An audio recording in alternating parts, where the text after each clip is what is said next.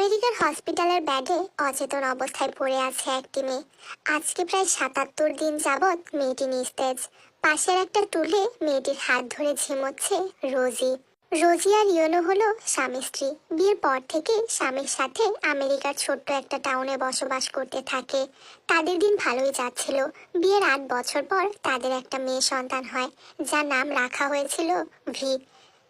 সবকিছু ভালোই যাচ্ছিল। হঠাৎ একদিন ভি ভার্সিটি থেকে আসার পথে অ্যাক্সিডেন্ট করে, আর সেখানে এসে মারা যায়। তারপর থেকেই তারা আর একদমই সুখে থাকতে পারে না। রোজি মেয়ের জন্য অনেক কান্নাকাটি করে একদম ভেঙে পড়েছিল। তাই ইয়োনো ঠিক করে তার ওয়াইফকে নিয়ে বাংলাদেশে আসবে। তারা বাংলাদেশে আসার পর প্রত্যেকদিন সকালে নদীর পাড়ে হাঁটতে যেত। একদিন সকালে তারা হাঁটতে বের হয়, তখনই তারা খেয়াল করে নদীর পাড়ে হলুদ কাপড় পরা অবস্থায় কেউ জড়িয়ে পেঁচিয়ে পড়ে আছে। তারা দ্রুত সেখানে যায়, মেয়েটিকে দেখতে পায়। তারা মেয়েটিকে নিয়ে হসপিটালে চলে যায়। তখন হসপিটাল থেকে ডক্টর বলে, ওকে যে করেই হোক দেশের বাইরে থেকে চিকিৎসা করানোর ব্যবস্থা করুন। উন্নত চিকিৎসা পেলে মেয়েটি বেঁচে যাবে। আল্লাহ নিশ্চয়ই মেয়েটির সহায়, না হলে মাথায় গুলি লাগার পরেও এখনো বেঁচে আছে।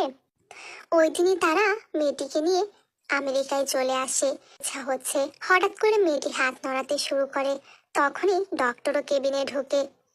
ডক্টরদের পাশে বসে। তে মাথা চেপে ধরে বসে আছে। মাথায় পেন হচ্ছে মামনি? আমার কিছু মনে পড়ছে না কেন? আমার কেন কিছু মনে পড়ছে না? আমি কে? আমি নিজেকে কেন চিনতে পারছি না? কথাটা বলে মাথায় ধরে চিৎকার দিয়ে ওঠে, আর সাথে সাথে সেন্সলেস হয়ে যায়। ভাগ্যক্রমে আপনাদের মেয়ে বেঁচে গেছে ঠিকই, কিন্তু ওর স্মৃতিশক্তি হারিয়ে গেছে। আপনারা ওকে আগে স্মৃতি মনে করানোর চেষ্টা করবেন না। যদি চেষ্টা করেন তাহলে ওর আবার চিন্তা করবে, মাথায় প্রেশার দিবে, যার ফলে ওর মাথায় আরো বেশি চাপ পড়বে এবং এভাবে জ্ঞান হারিয়ে ফেলবে। এমনও হতে পারে আপনাদের মেয়ে মারাও যেতে পারে, বা সারা জীবনের জন্য কোমায় চলে যেতে পারে। জাংকুক তার দেয়ালের একটা বড় ছবির দিকে তাকিয়ে আছে। আমি সবসময় তোকে আগলে রাখতে চাই। আমি চাই না কখনো তোকে হারাতে। এই পৃথিবীতে যদি আমার কোনো দুর্বল পয়েন্ট থেকে থাকে, সেটা হচ্ছিস তুই, আর তোকে হারানোর ভয়। কিন্তু ভাগ্যের কি পরিহাস দেখ, সেই তুই ঠিকই হারিয়ে গেলি, আমাকে নিঃস্ব করে দিয়ে গেলি। তোকে ছাড়া আমার কিভাবে দিন পার হচ্ছে তুই ভাবতে পারছিস? তিলে তিলে শেষ হয়ে যাচ্ছি আমি। বুকের ভেতরটা জ্বলে পড়ে ছারখার হয়ে যাচ্ছে আমার। প্লিজ পুতুল, ফিরে আয়। তুই কোথায় হারিয়ে গেলি বলতো? সবাই বলে তুই নাকি মারা গেছিস, কিন্তু আমার মন কেন মানে না? আমার মন কেন বলে তুই বেঁচে আছিস? প্লিজ জান, কাম ব্যাক। বলতে বলতে জাঙ্কুক কান্নায় ভেঙে পড়ল। তখনই জাঙ্কুকের ফোনে আন্নোর নাম্বার থেকে একটা ফোন আসে। কি খবর জিয়ন জাঙ্কুক? প্রিয়তমাকে ছাড়া দিন কেমন যাচ্ছে? ভালো তো? আমার তো দিব্যি যাচ্ছে। তোকে এভাবে দেখে ইস, কতদিনের ইচ্ছা ছিল তোকে এভাবে কষ্ট পেতে দেখবো, আজকে পূরণ হলো। টেকি গুলি করার পর তোর ভীতু ফেসটা দেখে কি যে শান্তি লাগছিল আমার, বলতে পারবো না। কোথায় গা ঢাকা দিয়ে বসে আছিস বাস্টার্ড? তোকে শুধু একবার আমি পাই, শুধু একবার হাতের নাগালে পাই। জিয়ন চাকুকের সাথে পাঙ্গা নেওয়ার ফল হাড়ে হাড়ে বুঝিয়ে দেব। আমার পুতুল যদি বেঁচেও থাকে, তবুও তুই বাঁচবি না, আল্লাহর কসম। আমাকে মারতে হলে তো আগে আমার নাগাল পেতে হবে। আমাকে ধরা তো দূরে থাক, তুই আমার একটা চুলও খুঁজে পাবি না। তার চেয়ে ভালো তুই তোর পুতুলকে খোঁজ। 4 বছর পর। তোমাকে ডকুমেন্টস আর আদার্স পেপারগুলো যে দিয়েছিলাম সেগুলোর কাজ কমপ্লিট করেছো? ইয়েস স্যার, সব কিছুই কমপ্লিট হয়েছে। শুধু একটু প্রবলেম আছে। ওকে, মার্ক করে রাখো, আমি এসে সলভ করে দেব। আপনি কখন আসবেন স্যার? না মানে, মিটিংয়ের টাইমটা ফিক্সড করে রাখতাম আর কি। বেশি সময় লাগবে না, কুকিকে স্কুলে ড্রপ করেই চলে আসবো। তুমি মিটিংটা 11টার দিকে ফিক্সড করো। Okay sir. পাপা উঠো, স্কুলে যেতে হবে। আর একটু না বাবা। একদম না, স্কুলে লেট হয়ে যাবে, জলদি উঠো। জাঙ্কুক কুকিকে স্কুলে ড্রপ করে দিয়ে নিজের অফিসে চলে যায়। এদিকে তেরা বাংলাদেশে আসবে, কারণ এখানে তারা একটা বিয়ে অ্যাটেন্ড করতে আসবে। জাঙ্কুক সারাদিন ক্লান্ত অবস্থায় বাড়িতে এসে বসে। তখনই জাঙ্কুকের ফোনে ফোন আসে। বস, সবিন দেশে ফিরেছে। আশা করি 2-1 দিনের মধ্যেই তাকে ধরে ফেলবো। খবরটা শুনে জাঙ্কুক ফোন কেটে দিয়ে একটা ডেভিল হাসি দেয়। কিছুক্ষণ আগেই ফ্লাইট ল্যান্ড করেছে।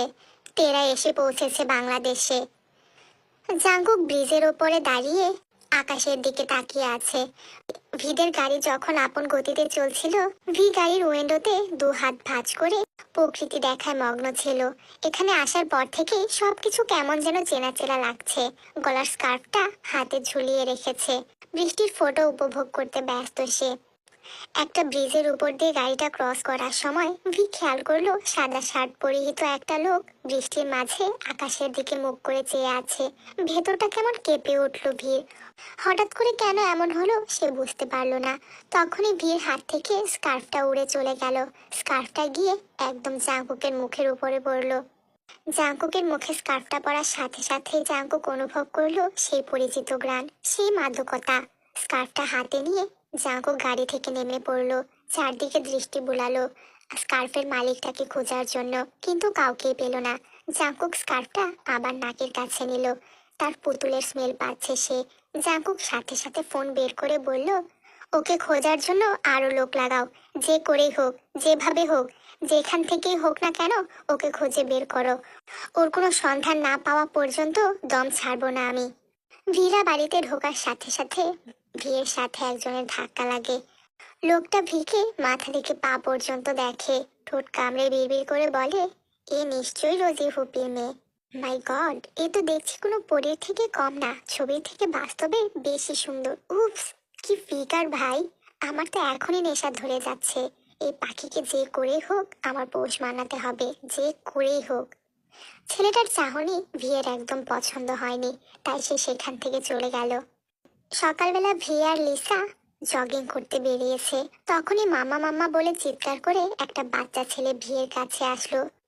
বাবা, আমি তো তোমার মাম্মা নই, আমাকে কেন মাম্মা বলছো? না না, তুমিই আমার মাম্মা। তুমি কোথায় হারিয়ে গিয়েছিলে মাম্মা? আমি আর তোমাকে হারিয়ে যেতে দেব না। এই ছেলে, কে তোমার মাম্মা? এখানে কেউ তোমার মাম্মা নয়, একদম মাম্মা বলে ডাকবে না। তুমি কে আমার মাম্মাকে মাম্মা না বলার পচা আন্টি একটা? আমি আমার মাম্মাকে মাম্মা বলেই ডাকবো। ইনফ্যাক্ট আমাদের বাড়িতেও নিয়ে যাব। চলো মাম্মা। বাবা, তোমার নাম কি? কুকি।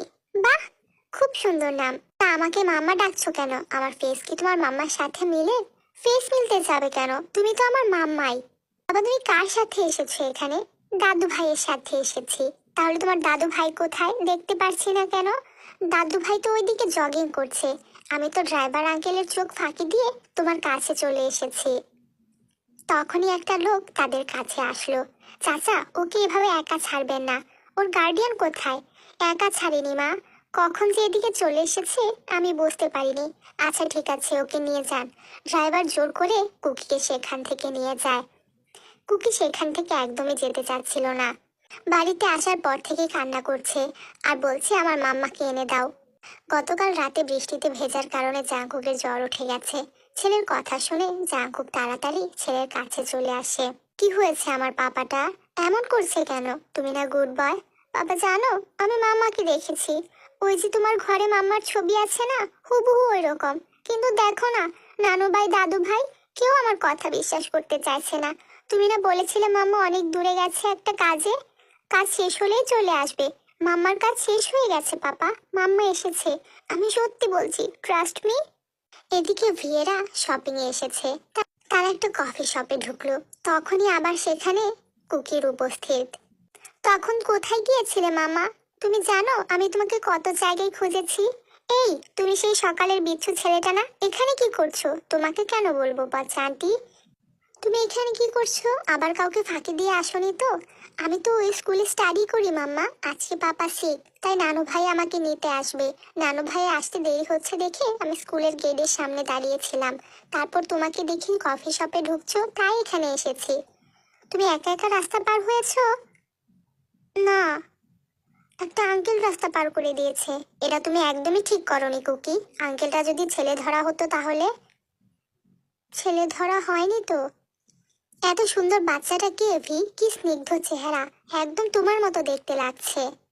আমি চিনি না মা, আজকে সকাল থেকেই আমাকে মাম্মা বলে ডাকছে আর এভাবে ছুটে আসছে। তুমি বসো, আমি গিয়ে দেখে আসছি তোমার নানু ভাই বা বাড়ির লোক কেউ এসেছে কিনা। না, তুমি যাবে না, তাহলে নানু ভাই আমাকে আবার নিয়ে যাবে। আমি তোমাকে ফেলে কোথাও যাব না, আমি কিছুতেই যাব না। ভি, তুমি বরং একটা কাজ করো, ওকে আমাদের সাথে আমাদের বাড়ি নিয়ে চলো। তা বললে হয় নাকি? ওর ফ্যামিলির মানুষ ওকে না পেয়ে টেনশন করবে না? এত টেনশন করলে বাচ্চাকে একা ছেড়েছে কেন? চলো, আমাদেরও শপিং শেষ হয়েছে। ওর জন্য কতক্ষণ বসে থাকবো? যাদের বাচ্চা তারা ঠিকই খোঁজ করবে। ভি একটু চিন্তায় পড়ে গেল। কি এত ভাবছো? নিয়ে চলো, তোমার জন্য কত পাগল দেখে বোঝা যাচ্ছে। সাথে নিয়ে না গেলে খুব কান্না করবে। চলো আমাদের বাসায়, পরে না হয় ঠিকানা জেনে ওর বাসায় দিয়ে আসবো। কুকি ভিয়ের সাথে তাদের বাড়িতে গিয়ে সারাদিন তাদের সাথেই ছিল। সারাদিন ভি আর কুকি অনেক মজা করেছে।